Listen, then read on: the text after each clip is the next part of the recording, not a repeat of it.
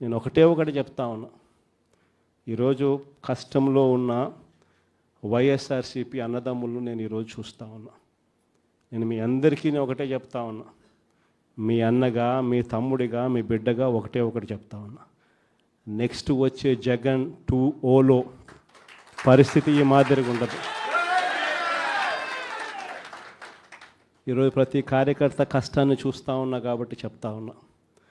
ఇంతకుముందు మన హయాంలో మనం వచ్చే టయానికే కోవిడ్ మహమ్మారి మధ్యలో 2019 జూన్లో మనం ప్రమాణ స్వీకారం చేశాం. ఆ తర్వాత ఆ మార్చిలోనే ముగియక మునిపే, ఒక సంవత్సరం కూడా సరిగ్గా ముగియక మునిపే 2020 మార్చి వచ్చేసరికి వెంటనే కోవిడ్ వచ్చింది.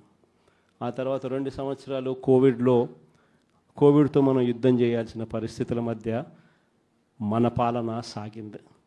బహుశా కార్యకర్తలకు అనుకున్న మేరకు బహుశా నేను చేయలేకపోయి ఉండొచ్చు. కానీ ఇవాళ ఒకటే చెప్తా ఉన్నా, ఈరోజు ఈ కష్టాన్ని చూసిన వ్యక్తిగా చెప్తా ఉన్నా, రేపొద్దున ఇలా ఉండదు. రేపొద్దున జరిగే ప్రతి విషయంలోనూ వైఎస్ఆర్సీపీకి కార్యకర్తే నెంబర్ 1గా ఉంటాడని మాత్రం ఖచ్చితంగా చెప్తా ఉన్నా.